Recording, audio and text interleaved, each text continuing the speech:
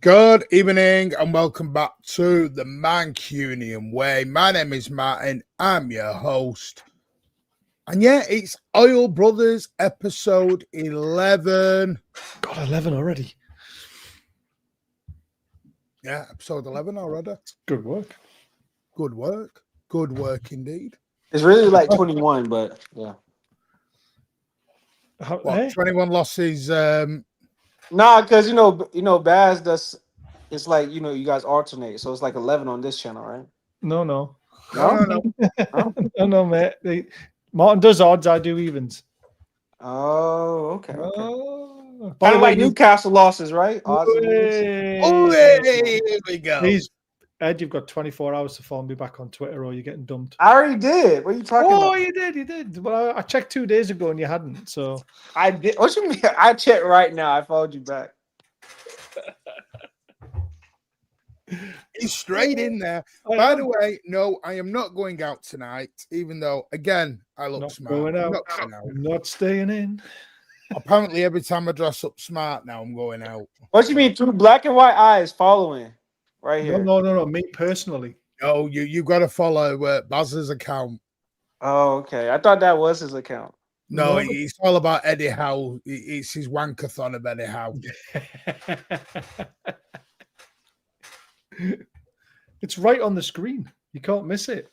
Oh, yeah. What is it? No, it's not on the screen. It is at Bazza080808. Yeah, but that's not the way it comes up, though. Comes up as Eddie Howe's mags or something. Oh, yeah. But if you put the at in, that's how you find people. Sorry, I have a 15-year-old screaming at FIFA. Yeah, welcome to your channel. Myself and Baz, we're going to be discussing Premier League review so far. So, yeah, slap those likes. Hello, Luke. I hope you are well. Adam is in the building. Kelly is here. Why have I got a feeling this is going to turn into a City Newcastle preview when it's not? We may talk about it a little bit, but that's next week.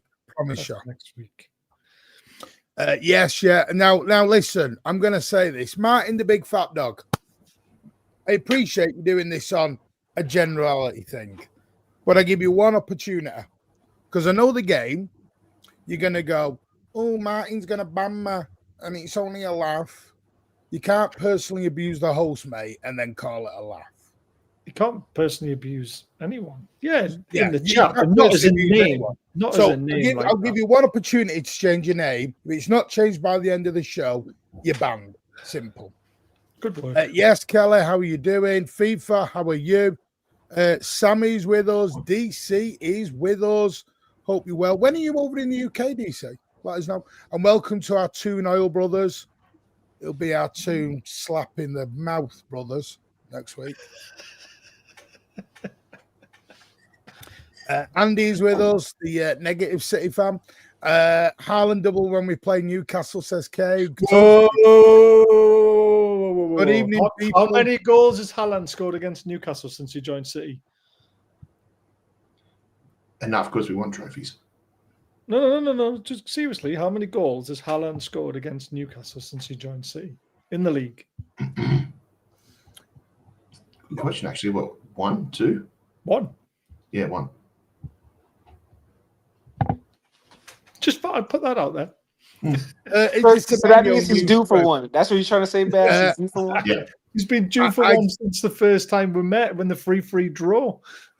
I will confirm this. Is the Semenyo news true?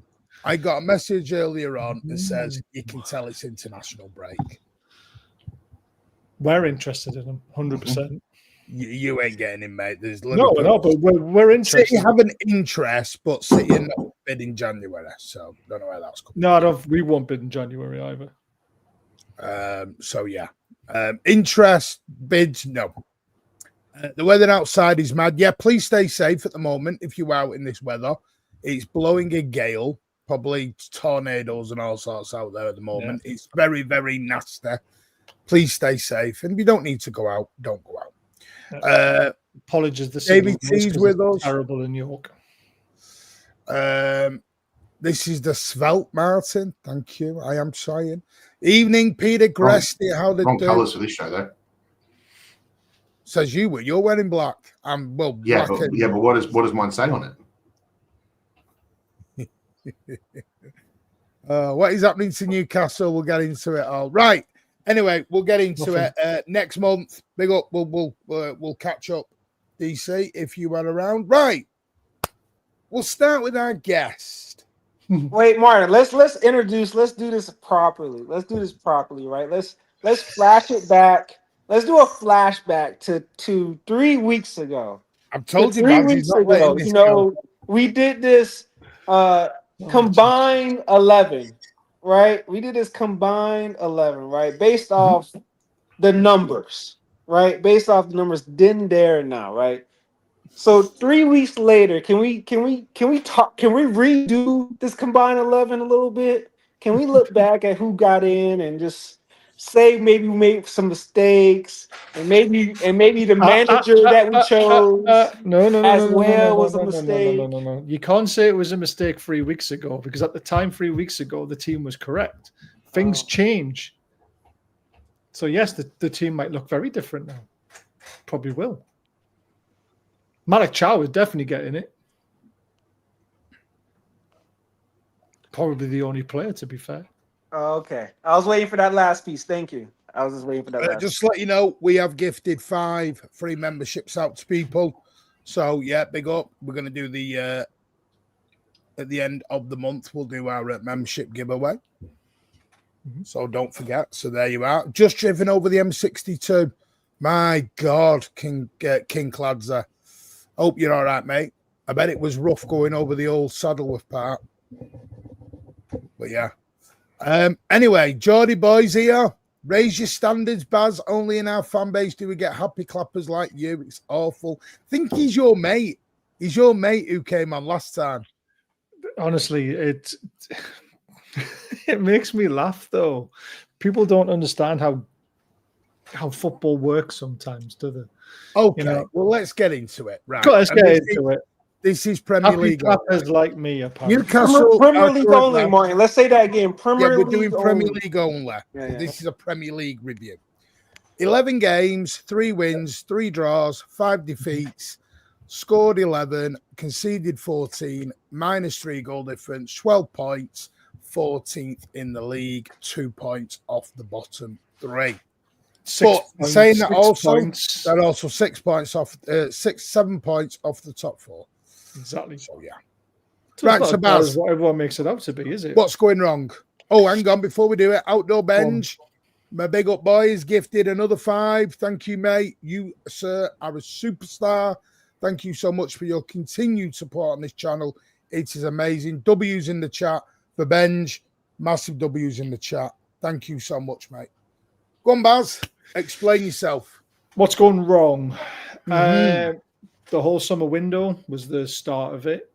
The fact that we didn't get the players in early that Eddie Howe asked for, so we didn't get the preparation. Selling Isak on the last day of the window and then replacing him with 2 strikers last day of the window wasn't very helpful.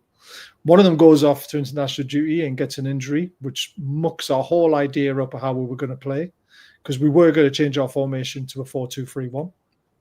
You can see it was going to happen with Voltemade as a number 10 and Wisser as a number 9.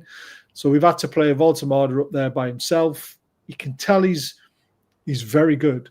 Don't get me wrong. He's very, very good, but he's not a natural goal scorer. I'm paid by the club. I absolutely wish I was, by the way. But there we go.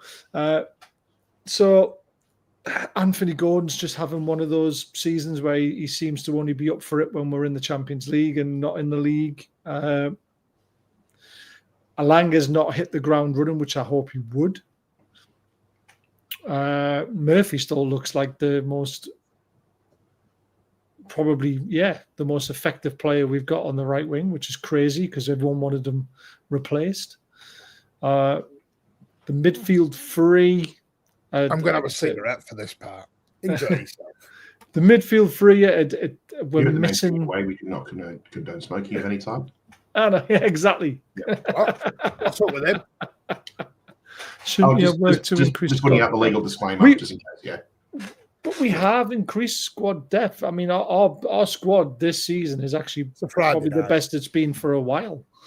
So it's a tough one to say that when you've got the likes of Willock, Ramsey, Ramsdale come in, looks probably a better goalkeeper than Pope. Wait.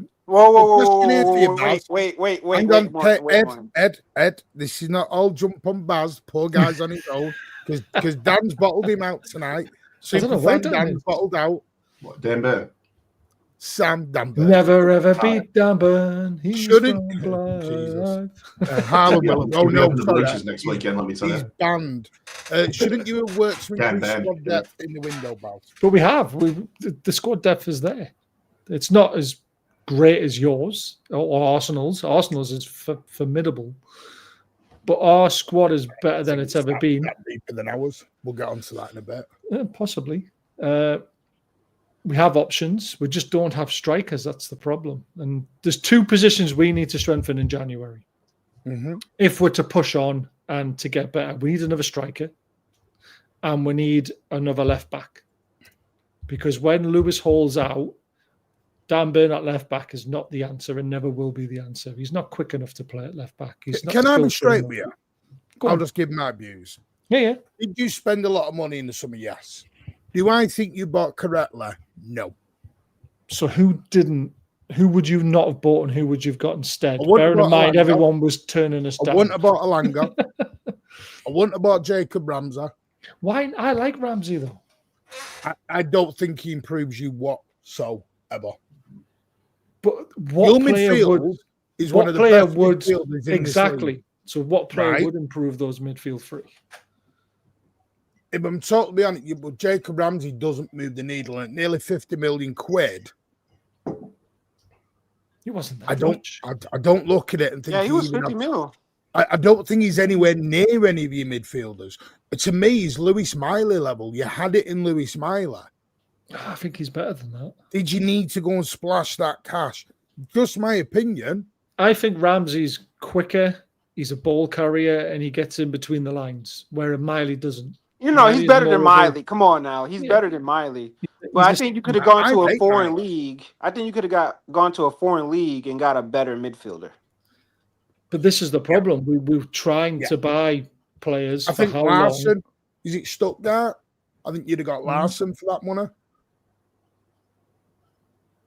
He likes, and then this is probably Eddie Howe's downfall. He likes English proven players. And that's stupid when you think we've signed Botman, Bruno, Chow, Tonali. No, I think Chow was a superb. One hell of a signing. Yeah, great signing. Probably the best signing you guys. Because not only have you bolstered your depths at defence as well too, but you've made it competitive. Oh, he's just not going to be a squad player. He's competing to be a regular starter. So that's good business from your side defensively. Yeah, I mean our 4 centre backs. If someone said to me, Burn and Shaw are playing today, and the other 2 are missing out, I wouldn't feel there was that much of a drop in quality. I would not be worried about who's playing at centre back because I'm happy for any of those 4 to play in it. My issue is the left back is the worst area when we lose Lewis Hall. So here's a question for you, Baz. Here's a question for you. Would you take Nathan Ake at the January window? Is he a left back though? Oh yeah, he was our left back in the treble season. He likes playing centre back though, doesn't he? Did he play centre back for Bournemouth? He can play left back too. He linked up in the treble season. He was fantastic. His link up play with Jack Grealish, and the big reason for that was because prior to the January window of that season, it was João Cancelo was linking up with Jack Grealish. And the problem is both of them want to get as forward as each other, so they were just treading on each other's toes the whole time. And then once Nathan Ake came in, who's probably our most sensible footballer, most consistent footballer in the squad for the last 4 or 5 years. He knew his role playing with Jack Grealish, playing forward and things like that. He was incredible. He even popped up with the occasional goal as well too. I think he would be a very, very sensible addition for you guys. And I mean, I think he'd be more consistent at that left back role than what Dan Burn would offer. Yeah, the thing is, or would Aki want to sit on the bench when Hall's fit? Because I want a left back that can compete with Hall, but Hall's the main starter. Because the other thing is though, Nathan Ake is so consistent, he'd probably keep Lewis Hall on the bench too. Possibly, if he gets the shirt, came close to the form that he had in a treble season, and given he's a smart enough footballer that he know how well he needs to play if he wants to get into that Dutch squad, he would make it very difficult for Lewis Hall to get back into the starting lineup. Yeah, I mean Lewis Hall is fine. Do you see his 30-minute cameo against Benfica in the Champions League? He was superb when he came on, and this is why I saw a lot of the comments about man management, or in-game management. Dan Burn on a yellow card against Brentford. I tweeted out 10 minutes before he got sent off, we've got to take Dan Burn off. He's a liability. Something's going to go wrong. And it did. And Lewis Hall was sitting on the bench, and I'm thinking, come on. There's our natural left back. He's fit enough to come on for 40 minutes, 30 minutes, whatever it would have been. He should have made that change, and he didn't. And his excuse was poor. Very poor. Why he kept him on the pitch. Well, let's have a look at your results so far. Since now we'll be fair, we'll do it since August. Our home form is not that bad. You opened up with an away trip to Villa, 0-0. Should have beat them. You got beat 3-2 at home by Liverpool. Should have beat them. Drew 0-0 away at Leeds.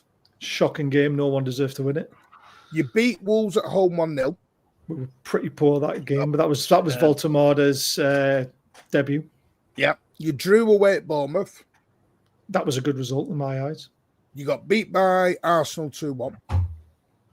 We were unlucky, but Arsenal had the better bench and beat us in the last minute. You beat Forest 2-0. That was a good result. But again, that was a poor Forest. 2-1 away loss at Brighton. That was, again, against the run of play, but probably over the 90 minutes, Brighton probably shaded it, but I thought a draw would have been a good result. 2-1 win against Fulham. We deserved to win that game. And then you got back-to-back 3-1 defeats away from home, which we didn't deserve anything. The West Ham one, there's a bit of an excuse, which he never came out and said, but there was COVID going through the camp. And you could tell the players weren't 110% or 100% fit, whatever you want to say. And even Bruno came out and said that before the Champions League game. He says he was fully fit, and then he had to come off after 60 minutes because he felt like he was playing with someone, he was carrying someone on his back. He was that knackered. So, I mean, we look at our home form, we've only been beat off Arsenal and Liverpool. And we've won the rest of those games. That, at any season you would take, it's our away form that's the big issue. I've never seen us being this poor away from home. Okay. So what's the reason? Is it how? Is it the players? Is it his tactics?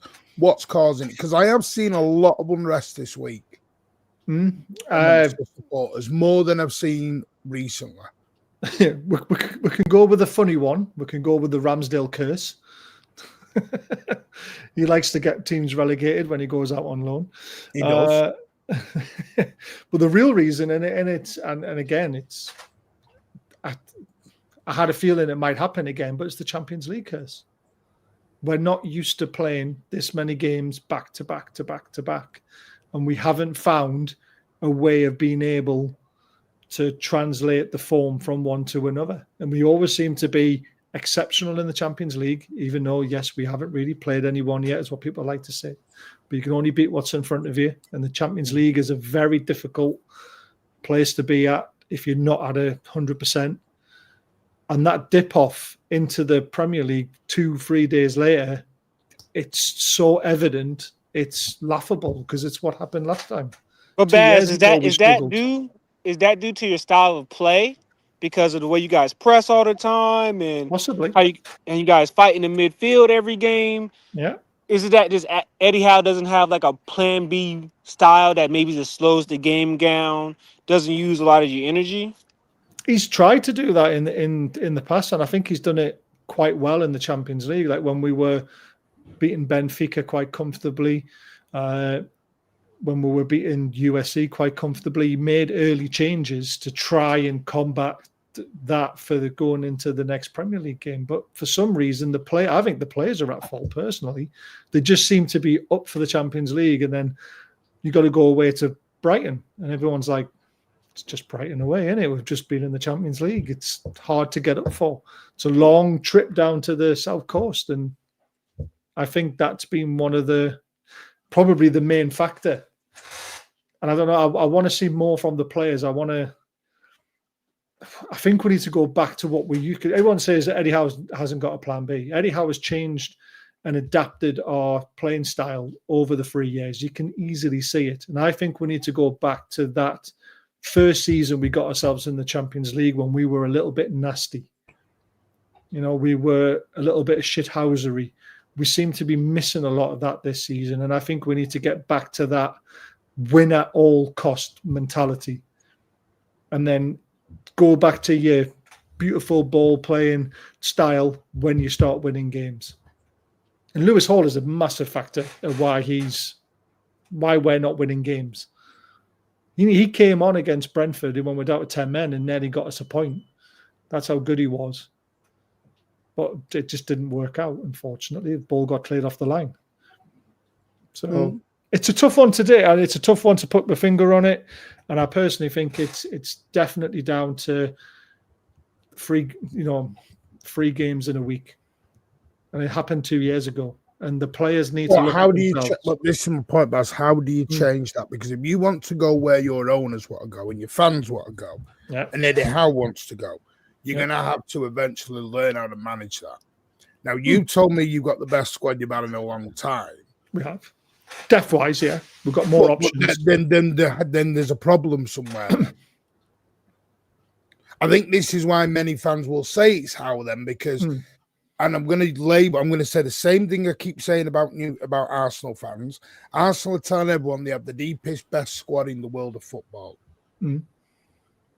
Well, then you can't moan at injuries, and you can't moan if you then don't win a league. I think we're third in the table of injury lists already this season. Tottenham are obviously way ahead of everyone. So injuries, even with squad depth, injuries to key players has a massive effect on the style of player that we. So who's injured from your lot? So Wissa's injured. Yeah, Wissa's injured. It's the main one. Lewis Hall is injured. He's another massive factor. Tino's injured. So there's both our left back and right back. And without their pace, the wingers are struggling because no one's bombing past them, which just opens the game up front. And then you've also got J7, who's just got himself injured. Tonali's had a little spell out. Bruno's had a little spell where he's not been great. You know, everyone's had little bits. So we've never, ever seen probably our best 11 yet. It's not been on the pitch this season yet. And that's down to, and you are right, where the owners want to go, but the owners have got to take fault in this as well. The summer window was poor. Yes, on the last day of the window, they improved it. But Eddie Howe asked for players in early, 4 weeks early, so they got them up to speed with how Newcastle United play and how he wanted them to play. So the bedding in period has been happening in this first quarter of the season. And it hasn't, it's hard to do that when you've got game after game after game because you don't get them on the training pitch. And this is another thing that Eddie Howe needs to get used to, because he used to have a week to prepare for a game. He's now only got a day to 2 days, hasn't he, between games? And players aren't always on the training pitch as much as what they were. So there's a lot we're learning again. Bad window, bad management behind the scenes. Again, all the people who have left. How many DOFs have we had since Piff took over? It's been shocking. Nothing's been settled in the background until potentially next summer. It'll be settled by then because the new guys come in. He's put a 100-day review on. He's letting people go left, right, and centre that he doesn't think's taking the club forward, and then he'll bring in the right people. So next summer, you'll see a massive polar opposite from what happened this summer. And then there's no excuses. But Eddie Howe has got all the excuses, the team has, and the owners will find it hard to get rid of Eddie Howe this summer because they still think he's the right man, but they also haven't backed him properly. If they backed him properly, if you got all the players in at the start of the summer, and he started like this, I agree, he could have been in trouble. But you've got to weigh up everything that's gone on up to now. It's been a bit of a shit show, to be honest with you. And Wiss's injury was just, the guy's never been injured in 6 years, and then he does his knee when he signs for us. How unlucky is that?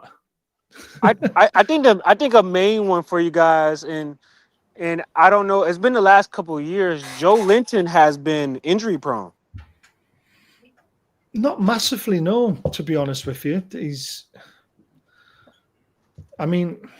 He had a bit of a knee problem, didn't he, last season? But Joe Linton's not the problem. To be honest with you, there's a lot of people now actually think Joe, I personally do as well at his age, I would be cashing in on Joe Linton and looking for a better ball playing midfielder to play with Tonali and Bruno. Yeah, but he just signed that new deal though, didn't he? He might have, but doesn't mean he can't sell him. Okay. Got more value when he signs a new deal and then you get rid of him. How old is he? 29. And this is where the sentiment comes in with a lot of fans and with Eddie Howe sometimes. I would be getting rid of Shaw. I would be getting rid of Joe Linton. I'll be getting rid of Murphy while he's still got value because he's 29 as well. Dan Burn wouldn't be getting a new contract potentially because he's 33. It's time that these players have done absolutely amazing for us. But like you guys, when you did it, you've got to move these players on and bring the fresh ones through. And it's time. This is our cycle now. This next summer, we have to be ruthless. And I don't know if we will be or not, which will be interesting. I don't know. Bruno will be happy either if Joe Linton goes. Okay. For you guys looking on the outside, when you look at those players and those ages, from how Man City have transitioned as a team, would they still be in the Man City squad when you started transitioning? No. Exactly. Dan Burn, Shar. Nah. They've all been excellent servants. Dan Burn's been a revelation this season at left centre-back, but would you give him another 2-3 year deal when he's 33? No, you wouldn't. This is where, for me, it's kind of like a bit of a golden handshake at the end of the season. Thank you for everything you've done. Now we need to move on to bigger and better, how long younger has Hal players. got? Genuinely, because I'm just looking at your next fixtures. You obviously got ourselves, which will be a hard game for both. Then you're away at Everton. Then, obviously, we go into December, home to Tottenham, home to Burnley. Yeah. And then, obviously, you've got the big Tyneside derby. I'm not looking forward to that. I think Hal's got the season. I really do. Okay. So honestly, I think he turns it around anyway. We've been in this position before. Where, though? Yeah, what's the goal? What's the goal? Well, we're only 6 points off fifth. So well, now you change, because I asked you 2 weeks ago, Can you? You said you were out the top 4-5 race. Yeah, I thought that until I see all the other teams folding like a pack of cards as well. There's no one playing consistently and winning consistently other than City and Arsenal at the moment.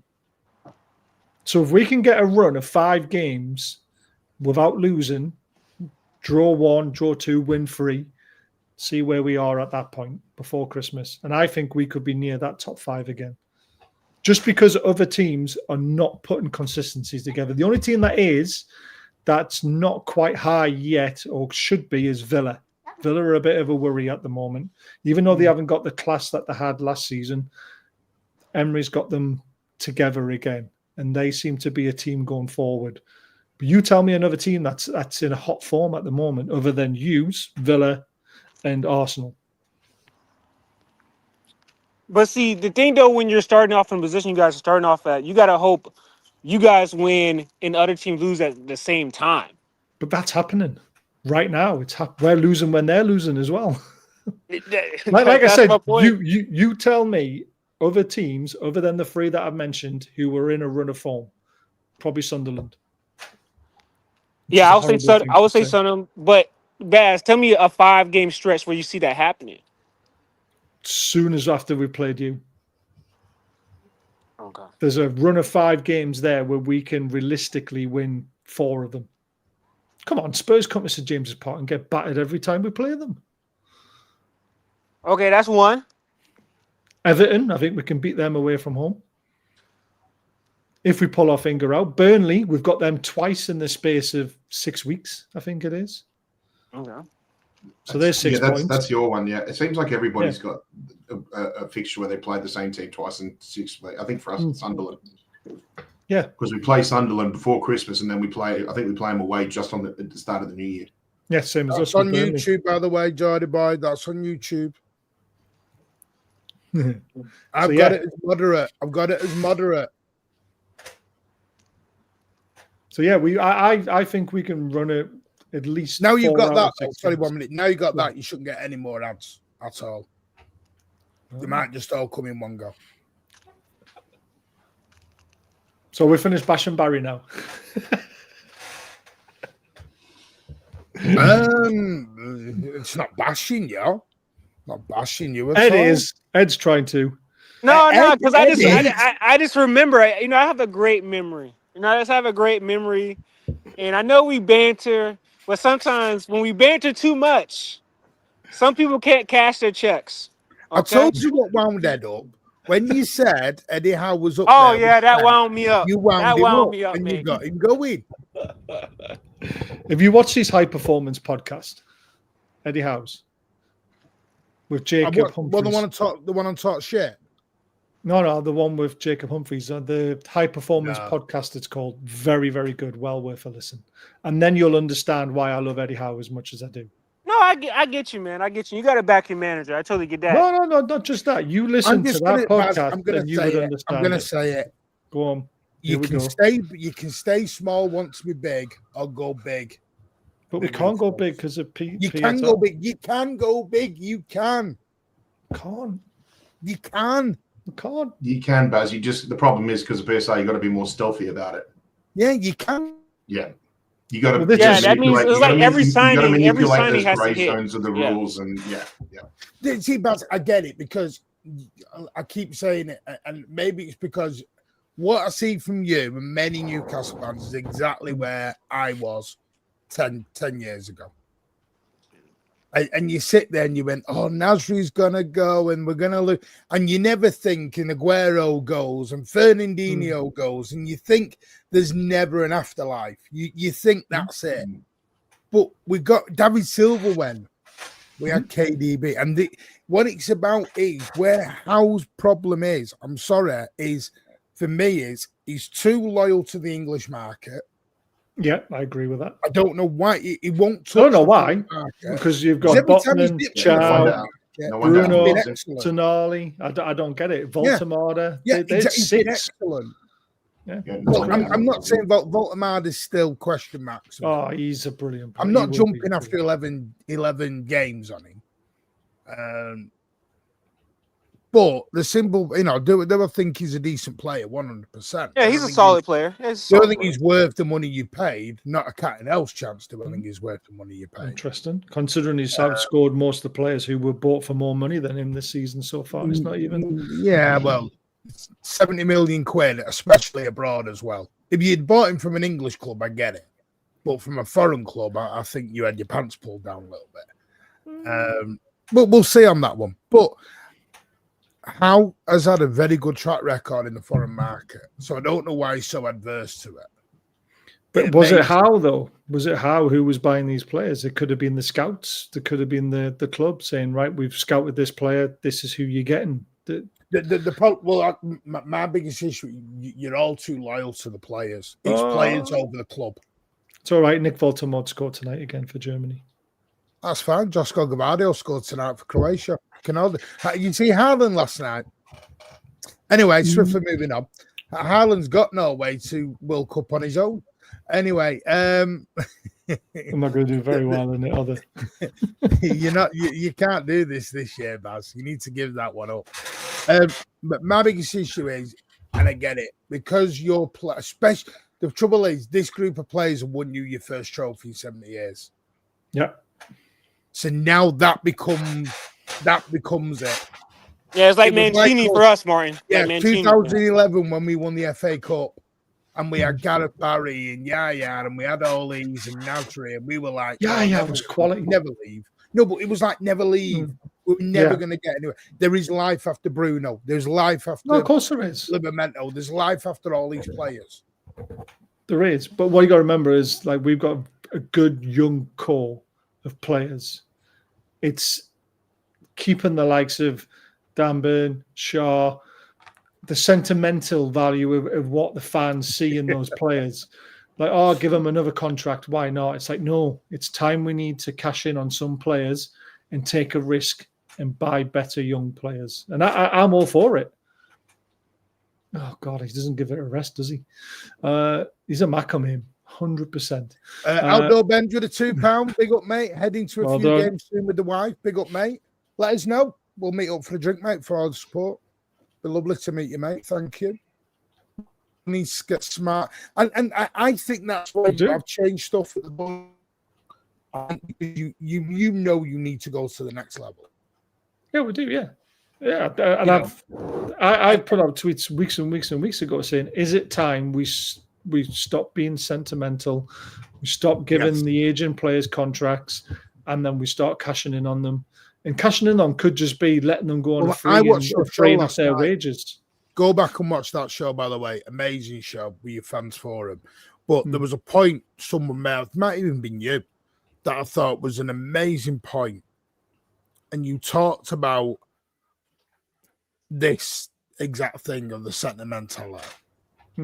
You did, and I get it. You've got the love, you've got everything, but you want to go forward as a football club now.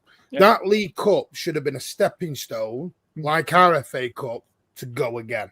Right, now we won the FA Cup, now we go to the league. So now you've got the Champions League, now you go and get there again. But what's happening for me, but how's enjoying the life of being in the Champions League, right, and then took his eye off the ball in the Premier League? And what he's realised, what he's forgot is, for me, is the Premier League is what's going to qualify you for the Champions League again. Because you're not going to win the league. You're not going to win the Champions League. How many arguments did I have with people at the start of the season when Voltemod first signed? We were having to manage his minutes and manage him when we could play him. And everyone was like, you've got to play Voltemod against Barcelona. I was like, no. We've got a far important game on the weekend in the Premier League. And everyone's like, no, this is Barcelona. This is the Champions League. It's like, yes, it's a glamorous fixture, but it doesn't define our season. Defining our season are the league games, your bread and butter, and qualifying for the Champions League again. And that's when we drew with Bournemouth 0-0. You're in love with playing the Barcelona than you are playing Brentford at the weekend. And Brentford's a more important game. Yeah, it was Bournemouth at the time. We drew 0-0 with them, and Baltimore started in that game. But everyone was like, we need to start. We would have beat Barcelona. It's just like, but that would have been 3 points in the Champions League. And then we could have easily not played Baltimore. I had no one up front. and then we would have lost to Bournemouth instead. So, and Barcelona had the good fortune of it being early in that campaign as well too. Yes, yeah. I mean, we look at our fixtures and like we've been performing really well, but we look at that December fixture away at Real Madrid, and I think most City fans would look at that and say, well, it'd be good if that was match day one, because we're still trying to get we'd still be trying to get up to full speed for the season and everything. And if we go there and if we grab anything, then great, it's a bonus. But if we have a loss in that, it's one and done on your way, and away we go. So sometimes you can't have more your way, but I mean, I think just having that Barcelona fixture that early was probably a good excuse to maybe put all your eggs in the Premier League basket. Unfortunately, that just seemed to be. Well, we sort of did. I mean, we still put a decent team out against Barca, and we actually, I thought we were very unlucky not to get a point or beat them. They destroyed us in the second half with better players, didn't they? That was what happened. Yeah. But we should have put them away in the first half, which was the really this is the problem. I don't know if it's a Howe issue or a club issue at the moment. You did go for Liam Delap. You went for Ekitaki. You went for all these players. They all said no. My biggest question would be to the board or to Howe is why? Why have 4-5 players all said no? But Martin, I think it's. But Martin, Ruben Diaz was our 5th choice.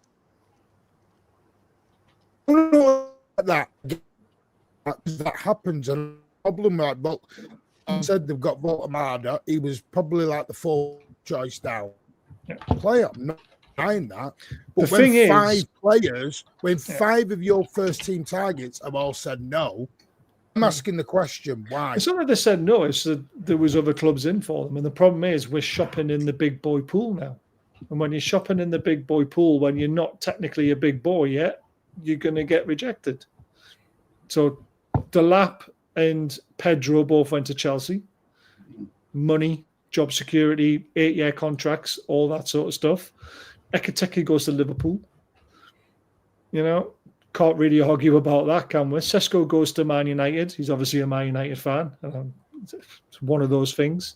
And then we end up with Voltamada. I mean, we inquired about Mbuemo, but he's said he was going to Man United, and his wage demands were well higher than what we could offer. So it's when you shop in the big pool, you are going to be rejected. And that's what happened to us. I think it's Storm Cassandra, whatever her name is. Yeah, it is. Yeah, it's terrible. It's like I said, the weather in the UK is horrendous right now. The winds are like 85 miles an hour. If you go outside, you're getting blown. I was going to say something else. I won't say that. You go outside, you get sucked off. Cade will be out on the front door in a minute. Yeah. Hoping for that bass from the east again. Oh, God. Hey, apologies, Storm Claudia. Thank you. Claudia. The names are... I knew it began with C. Hey, is there something you're not telling us about this Cassandra? Ed's got to go to the airport. He's going picking somebody up at the airport, so Ed may be back. Nice and sunny where he was.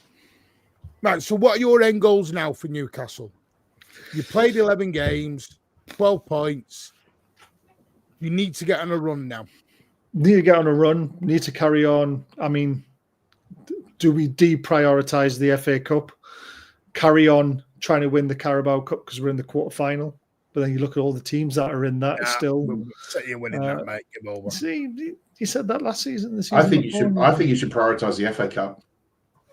I like you because you got the Carabao now. I think it's a chance to take a step up, and go one better and try and go FA Cup. So look at the draw, though, isn't it?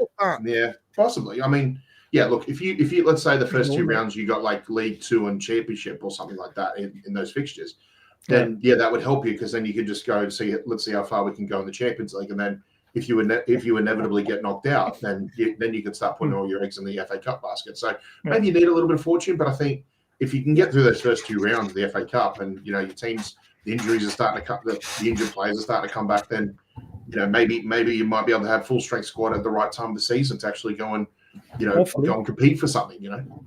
Well, I mean, we've got a good chance of getting to the semi-final. Sorry, we've got a great chance of being in the semi-final because we're playing Fulham at home. That's in right, the quarterfinals. So we got Brentford. We've got Brentford at home. Yeah, So Yeah, but that means you'll be in the United- semi-finals as well. So we're playing you.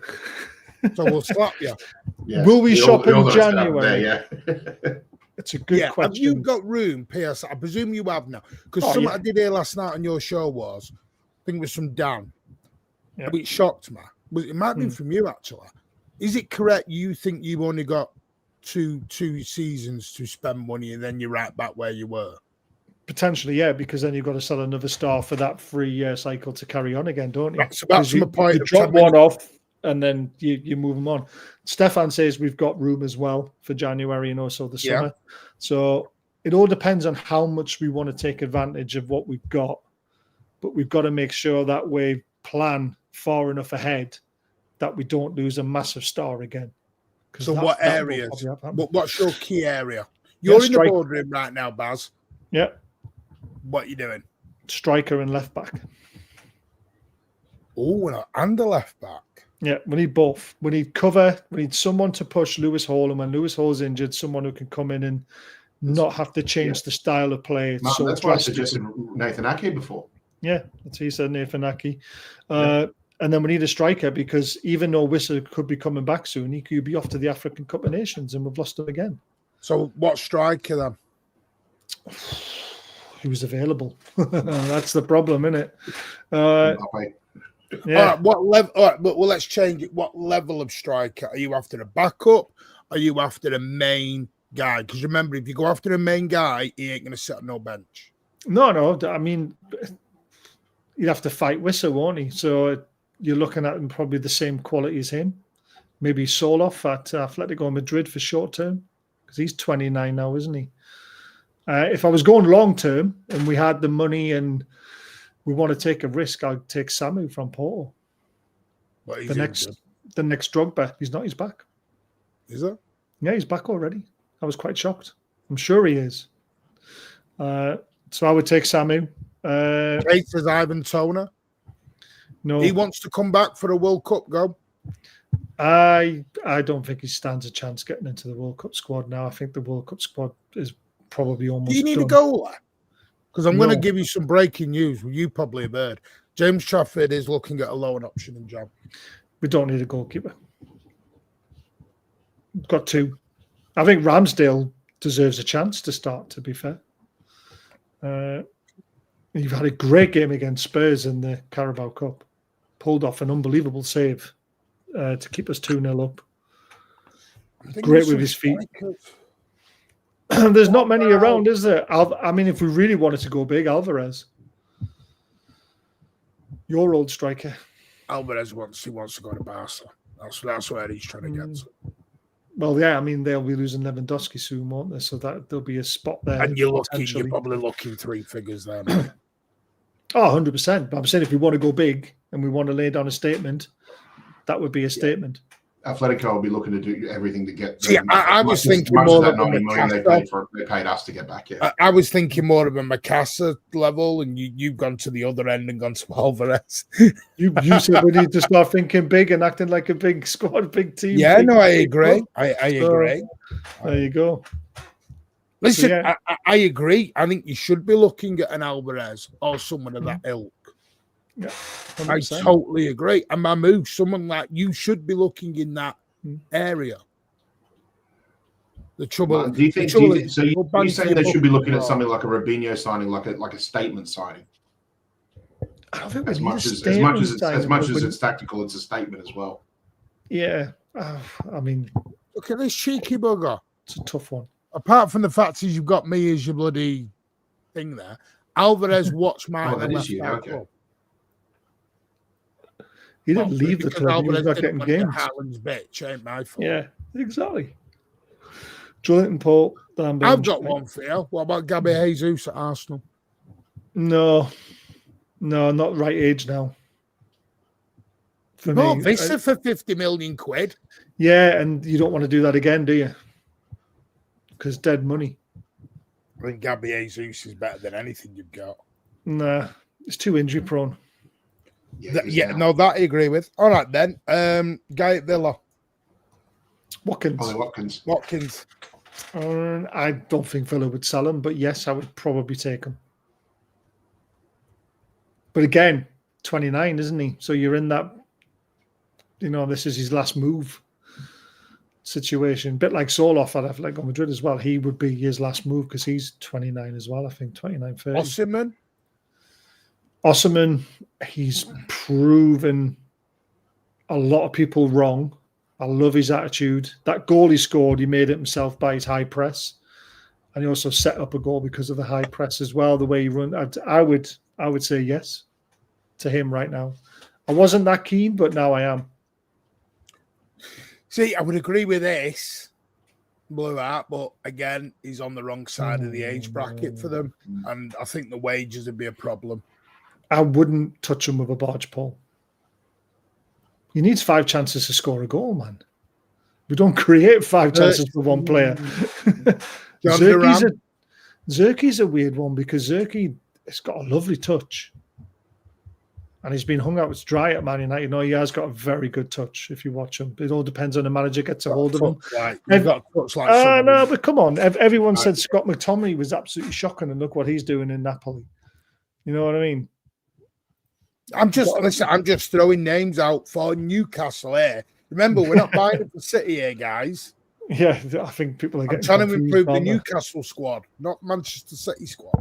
People are getting confused. Yeah, I'm not doing the City buying here. Right. Anyway, so you think that, right. I'm going to ask you, what do you make of the Manchester City season so far? Because I've seen we have gone massively under the radar with everyone. Everyone's got us as shit, including some of our own fan base. I saw a lovely video today from Judge Mo, and I will call him out on it on Monday on the Rational League, where he basically praised Arsenal for an hour and a half with the gal of how City are this and City are that. Have City shocked you in any way? They've shocked me that they seem like a one-man team. No, you take Haaland out of it. You didn't watch our show. You didn't watch our show last night, though. No, clearly. Okay, then. Right, why are we a one-man team, Baz, before I destroy your theory in 5 minutes? No, you won't destroy in 5 minutes. You just look at how many goals Haaland scored. You take those goals out of it. I just think you might struggle if he wasn't playing. Okay, 5 games last season. No Haaland, scored 15 goals in 4 games. We've had this conversation before. But you were playing different football then. You're playing in a different way. All right, then. The last 3 games we scored 10. Sorry, you broke up there. You're frozen on the screen as well. I didn't hear a word. Right. 10 goals in 3 games. Haaland scored 3 of them. Yes, you've now started to improve. But before these last 3 games, it was Haaland with like 10 or 15 and everyone else with 1, and own goals was the top goal scorer. But it's like that. It's like that across all top clubs. So do you know, I was looking at Real Madrid last night. Real Madrid, not at Arsenal. Mbappe, yeah, that's what, but their scorers 4. He's struggling, isn't he, with that signal? Yeah. Just pay your bills for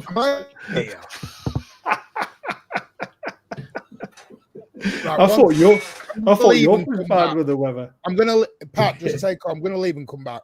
Pat, just take over and kick him out and ban him. You're in the bin, man. Yeah. Apologies for that. He's just got a terrible bloody connection at the moment. No, if you had a chance to watch it yesterday, Martin did put into some good perspectives about Haaland, like the whole Haaland FC tag and things like that. And yes, he was scoring a very high percentage of our goals for the first part of this season and that. But let's not forget what I've just said there. The first part of this season, when you're trying to use that Haaland FC tag as a sort of argument, then it's very easy to do it. I think when it's in an early part of the season, because it doesn't. All you need is one good form player, and if it happens to be a striker, chances are he's going to bag the majority of the goals anyway. If we were, say, 17 to 20 games into the season and it was still the same sort of percentage as it was 6 to 9 games into the season, then I think everybody would start. I think the tag would be a bit more justified. But right now, it's just you can't. Yeah, and the other problem we have too is that, especially like the Arsenal fan base, they love a bit of the what if-isms, basically. It's like, oh, what if he gets? Of course they do. Yeah, what if he gets injured? Who's going to score for you? And it's like, well, Marnie had balls from my uncle, sort of thing. So Yeah. you can't really dwell on that until it becomes a fact. So To be fair, to we me, did it that sounds to like Arsenal last it season. sounds to me like they say, like, well, if we keep wishing on it, it will become a fact, So it's just dumb. I think it's just a dumb way to look at things, if I'm honest. And Martin alluded to it last year. I mean, it's terrible. So we were terrible last season compared to the way we've started this season. Yeah. And yet, like you said, like over a 5-6 game stretch, we still bagged like 15 plus goals anyway.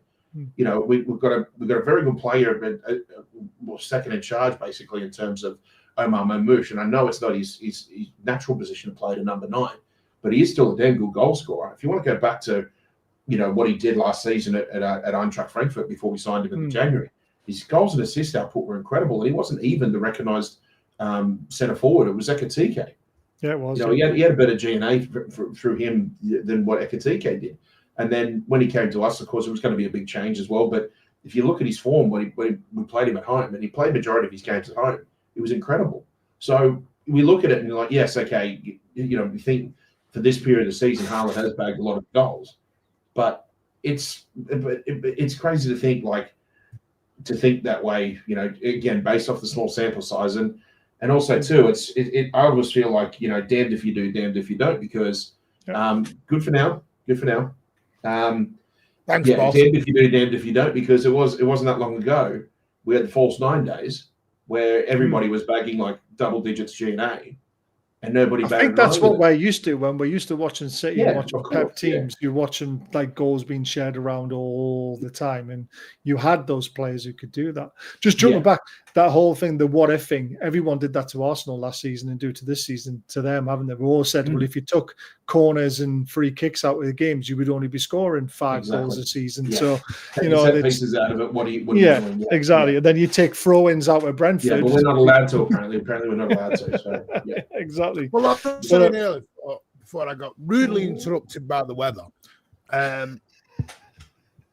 Mbappe scored 19 goals. 19 goals for Real Madrid. Their next one is 5. Then it goes down to 3, 2, 1. I don't mind seeing 5. What about Harry Kane? You mentioned Harry Kane in the last show too, didn't you? What was his again? He's more goal scorer. What about Elise though? He's quality as well, though, isn't he? He's only scored 6 goals, 5 goals. Sorry, 4 league goals this season. How many assists has Elise got? Well, I did it last night. Reinders has got 5 assists for us. I think people have made too much of this Haaland stuff. Just because it stands out like it's so fun, that's all. When normally you see a City team, like I mentioned with Pep, when you are the world's best guys, when you are the world's greatest striker, I expect him to do that. I know. I think this is the bit you don't. I think this is where. Yeah, but even when Messi and Ronaldo were the best strikers in the world, when one was playing for Real Madrid and one was playing for Barcelona, they scored the majority of the goals. They did, but you saw a lot of them shared around as well. Not really. Oh, there were. Ronaldo scored 40 odd goals once for Man United. Freaks. Yeah, I'm sorry. It's just what it is. To be honest, I actually like how you're playing this season because you are a little bit more direct rather than being that boring, passing the ball around the back all the time and keeping it. You've adapted. We've got the tools in place to do that. Yeah, 18 goals, so not 19. The next one is Vinny Jr. on 5, and the next one is 3. A world where Mbappe, everyone's. I think I said it last night. Arsenal I'm not a fan of them. 13 different goal scorers this season. Manchester City have had 12.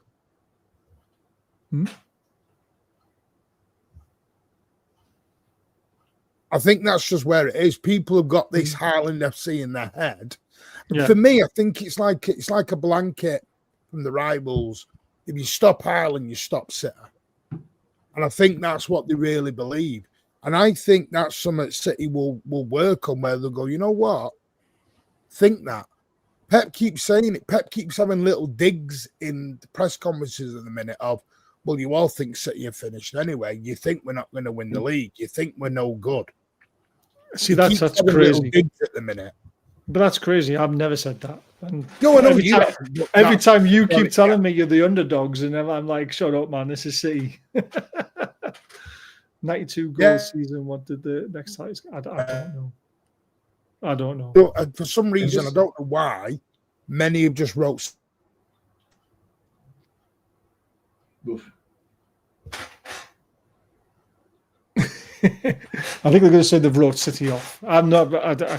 Write City off at your own peril. Just another one, just to add to Martin's argument as well too. Like we talked about the Carabao Cup, like our 2 rounds as well. It's like, yes, we played Swansea, yes, we played Huddersfield, but you got to look at that too. They were the 2 games that Haaland was rested, and in those games we scored 5 goals, 2 against Huddersfield, 3 against Swansea, and they're all 5 different goal scorers. So when you don't have Haaland out there, everybody still contributes. Like going back to last season, like what Martin just said. He said when we had that 5-6 game stretch without Haaland there, we still scored 15 goals. And if you go back and have a look at it, most of it was stretched out amongst the entire squad. Geordie boy, it's about low 20s at the moment, a little bit cloudy. Should be getting to about 27 degrees later on. So, yeah, feeling pretty good. Oh, it is, mate. It's bad air. Let's talk about a proper sport. The Ashes. Yeah. It's the end of that crap. So, yeah, You said something first, mate. Currently, oh, by the way, I've got an update on 115. While there has been a slight delay in it, it has come out. It's not, mate. It's blowing a gale here, mate. It's Blowing horrendous gale. weather. Horrendous weather in the UK. Yeah, I have got an update on 115, so stick around for that, to why that may have been delayed, because even everyone was expecting it this international break, but there has been a change in the Premier League situation in terms of the way they're doing things, so that's why it's been delayed. Apparently, anyway. So, yeah, City are currently second in the league. Yeah, second in the league. We won 6 out of the last 7. Now, I get everyone talks about the opening 2 games, which were poor. I agree.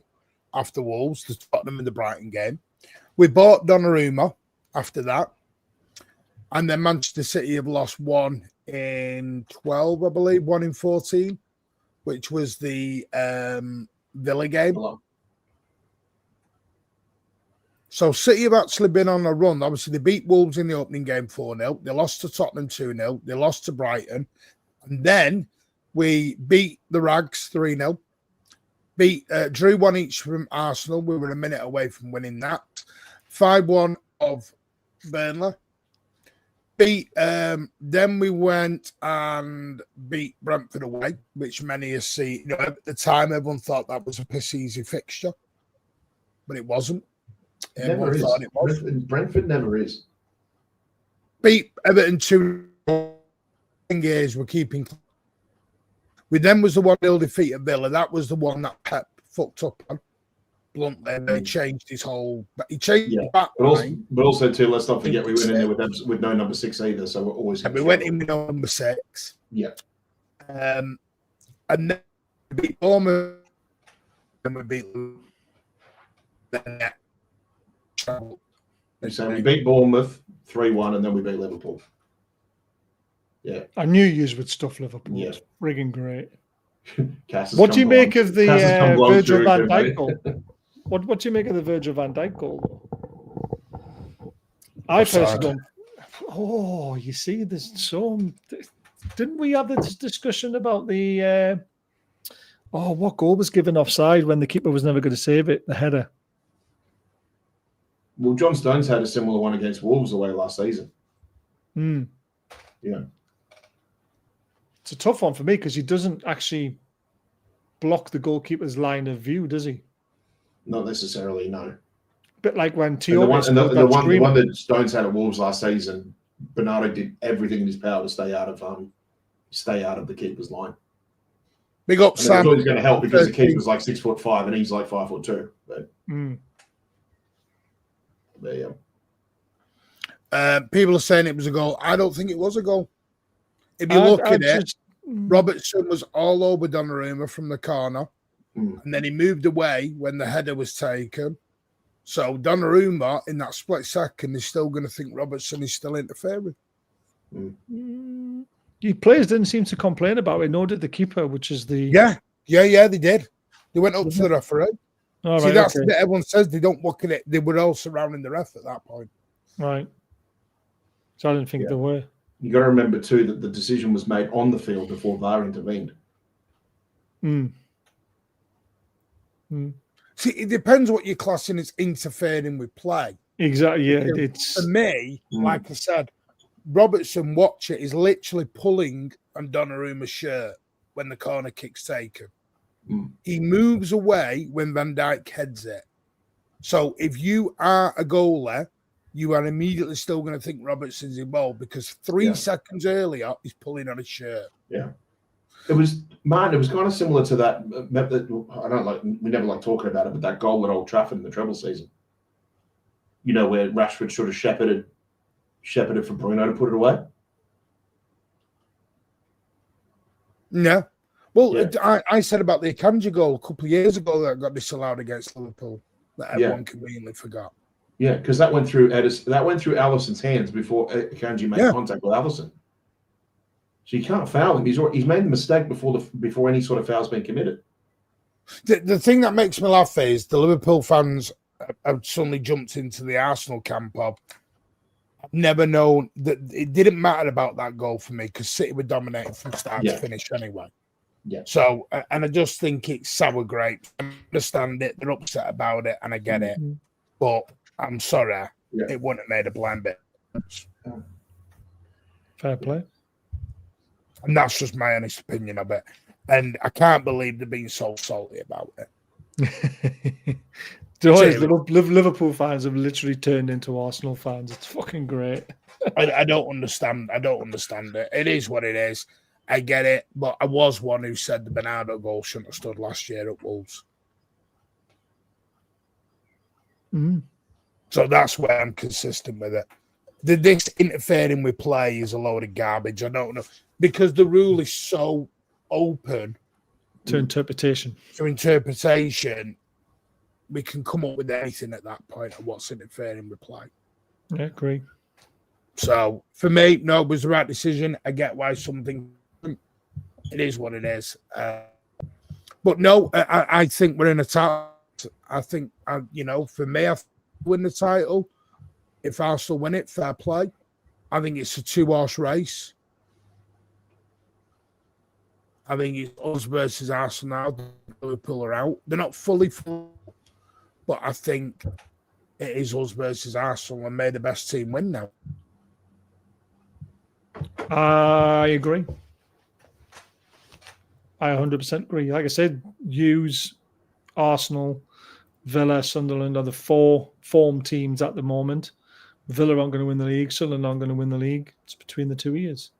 Unless Liverpool somehow turn things around. But everyone's talking about Isak coming back and they're going to fire themselves back into the Premier League title race. They can score as many goals as they want, but they're going to concede enough to keep losing games. Their problem's at the back. They should never have signed Isak for 130 million. They should have spent that 130 million on buying 2 new centre-backs. Yes. Yeah, I would agree. By the way, our brother on a set day. We do it when anyone will. Yeah, we can't do a set day, unfortunately. Next week, Monday, Tuesday, or Friday. I'm not Monday, Friday yet. Don't work schedules. Right. So, yeah. I just think we'll win the league. If I'm wrong, I'm wrong. The trouble is, and I said this last night, too many people now around the internet want to do a gotcha moment. So they clip you up and they go, you said we'd win the league in your opinion. Well, I said, yeah, in my opinion. So if we don't win the league, it's my fault. And then they come back at you and they go, see, yeah, I told you we'd get beaten. It's like, it's not a gotcha moment, guys. Yeah. Me having faith in the team doesn't make it a gotcha moment. And too many people are trying to be right rather than have a proper adult debate now. People want to be, I told you so. Yeah, agree. And it takes away from the whole grown-up debate. And it's the one thing that we try and do on this channel is just have a grown-up debate. If you disagree with us, fine. Disagree with us. But if Pat says, oh, I think someone's going to be doing this, and someone will come in and they'll go, see,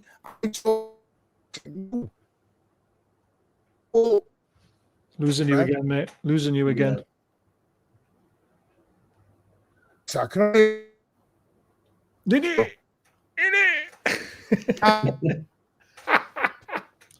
It's brilliant. But yes, we like to have a proper debate. Check's still bouncing, Martin. Yeah. We love to have a debate. We love to question each other's sanity sometimes. Let's put it that way. But it comes from a good place. That's the thing. And I like to think we're quite intelligent football people.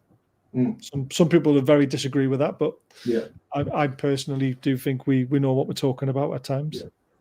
People are just scared to have.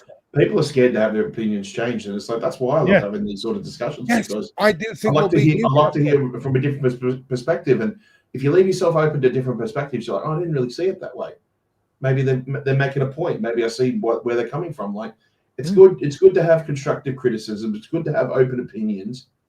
But you don't have to go and attack everybody. See, the guy here, like, you're so indoctrinated by your own beliefs that you're not willing to listen to reason. So if I say, but the trouble is, Newcastle beat City, this guy will come back. See, Martin, I told you, I don't have any influence on the game. I'm not playing. I'm not managing. I have zero influence playing, guys. Let's face it. Most fans, if you're looking to put a bet on, you would look into back City to beat Newcastle because you always seem to find a way to beat us, and we're not in form. Now, the other issue is, this is from a Newcastle point of view, we get up for big games. Look at the Liverpool game. We got up for that one. Look at the Arsenal game. We got up for that one. We were very unlucky to lose both those games. So we will give City a very good game. The chances of beating them, who knows? But the odds are in City's favour. No, we don't. We don't have any influence. Nobody has influence on a game. It's impossible. You only have your opinion. YouTubers have no frigging influence on Manchester City play. What are we doing here? YouTubers have no influence on any football club. I mean, come on. Just because I back the team, it makes them got an influence. Yeah. I'm sorry, but Man City fan Hamza, you don't understand YouTube then. We have a reach, but not that far. Yeah, not to a reach, guys. Yeah, he wants to reach around, doesn't he? Yeah. Haaland knows Steve. Right, Steve can influence how Haaland plays. Do you know what it is? Right, when it comes to our game, I know we're not really talking about it tonight, but I'd play Dan Burn at left centre back against you guys, against Haaland, because they like to get in a fight with each other, and Haaland forgets he's got to play football. Yeah. Just for the record, too, after this show, Martin's going to have some raw milk and tomahawk steaks. I wonder where you got those from, mate. That's gone. My bins have just gone down the road. I've just heard. Is your Wi-Fi in there? My bins have literally just gone down the road. Brilliant. Can you actually hear them? I was sat in the car early. It started rocking when I was in Tesco car park. Oh, it's crazy out there. Jesus. Absolutely crazy. Our flight's cancelled in and out of Manchester at the moment. Yeah, the brown envelopes. Trains are cancelled as well. Oh, yeah. Wait a minute. Did you just say brown envelopes to us or to the club? Yeah, apparently I get envelopes. I've got Pep on speed dial. Well, speaking of brown envelopes, do you think 115 will get announced in this break, or are we looking at just getting? Let me go on to it then, and hopefully this sticks. Right, it's in the MEN. This, by the way, Man City 115 charges outcome delayed in new twist right when decision was expected. And this is by Neil Docking, ex-Crown Court reporter. He had been waiting of a 1-1 financial charges, and the club have learned a reason as to why there is a delay come during the international break. The verdict on the one have been delayed. Discussions over the future of Premier League chairwoman Alison Britton. Oh. The 7-time Premier League winners have been embroiled in a lengthy legal battle since it first accused of allegedly violating financial regulations over a prolonged period 33 months ago. The club managed by Pep, well, we know all that. Numerous signs it was close. Several key factors are in the process. One such uncertainty surrounding the woman. He sounds like a Dalek. Yeah. You sound like a Dalek, mate. Yeah. I love when Stephen Hawking reads my audiobooks.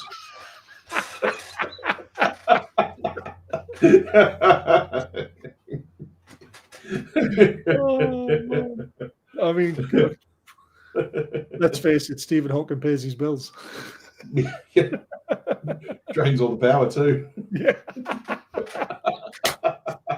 Good night, everyone.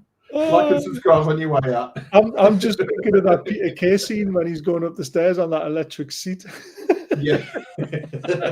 What, the standard stair lift? Yeah. Yeah. The things I'm going to do to you when we. It takes like 5 minutes to get out. It's brilliant. I love it. We're back now. Yes. For now. We're back. We're going to in a minute. Right. So, depending number of top individuals will be soliciting views from club executives on whether Alisson Britton should be given another 3-year term. The views are reportedly being shaped by the progress of the case against City, with Britton thought to hold considerable sway. So, yes, until her future is sorted out, that's what's the hold up. Very interesting. I'll tell you something else very, very interesting. So Ethernet. Yeah. The Ethernet cable is in. The problem is I'm using Virgin, so it's all underground. Even more reason for it to work because there's no bloody storm underground. What are we doing here?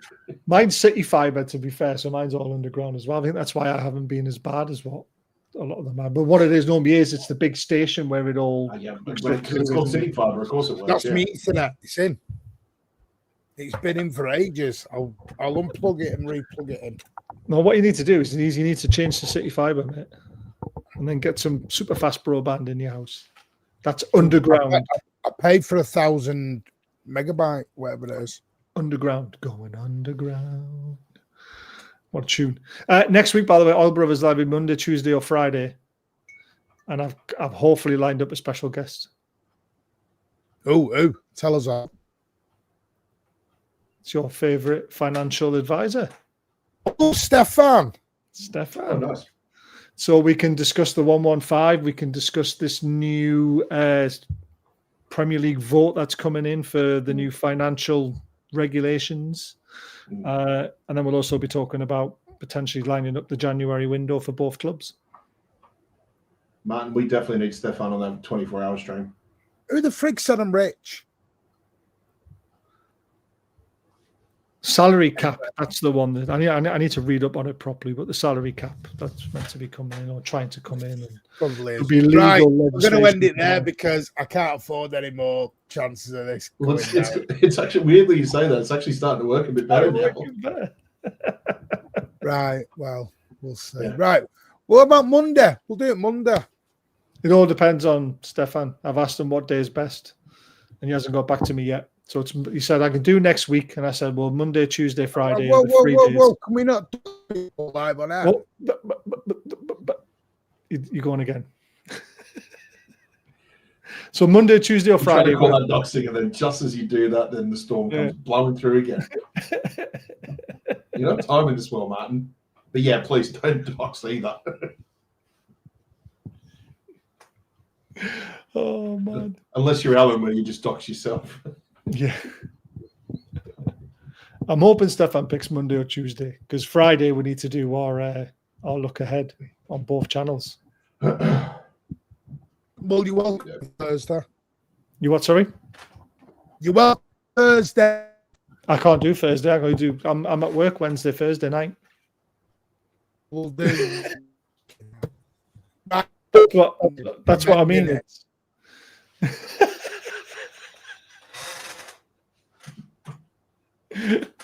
Oh, and subscribe on the way out. Thank you.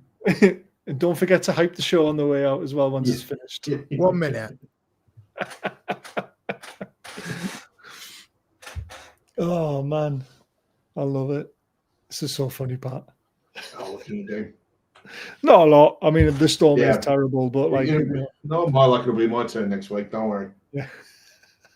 Something awful. It's your summer. It's your summer. Yeah, well, it's been a mild start to the summer. Well, I mean, technically it isn't summer yet, but it's been a mild start so far. And you know, I've got to say, I probably speak for a lot of Australians where every summer we go into now, we always think to ourselves, it's like, shit, are we going to be in for another? Are we going to be in for another bloody, bushfire season, smokefield season? Because you know, after what happened in 2019, we still terrifies a lot of us. Just thinking about what happened there and what we had to deal with for such a long period of the summer as well. And you know, everybody looks at, was it a dry winter or was it hot conditions leading up to summer? And so far, it actually has been quite mild, to be honest. So we're a little bit optimistic about, you know, not being an awful scorching hot summer and that too. And we'll just wait and see. There's been a couple of little spot fires around the state, around the country, but nothing too major. I don't think you can go a summer without at least having one or two somewhere in your state, respectively. So, I'm optimistic that it'll be a good summer, and we'll win the Ashes 5-0. I had to bring that in, didn't you? Absolutely. Well, I was there in 2007, and there was a few fires in Melbourne. To be fair, that ruined my holiday. Yeah, that wasn't Black Saturday. I think that was a couple of years later. But yeah, as bad as 2019 was, that Black Saturday we had a few years prior to that down in Victoria was ridiculous. The fact that you basically had a fireball go through an area of land that was about the equivalent of about a third of the UK. It was just a fireball, just went through. It's awful, absolutely awful. And you did beat us 5-0. Yes, we did. Yes, I was there. Horrible. Cricket, Right, sport, Martin. I've ended it on X, so I'm wondering because I was at 2 destinations. It wouldn't help. Yeah, especially with the weather. You seem to be all right now. Because of X. Oh no, there we go. Yeah, back to normal. Normal proceedings can continue. You should just stop trying, Martin. Yeah. Right. Anyway, good night. Thank you all for watching. Part edit. Yes. You're into that's for sure.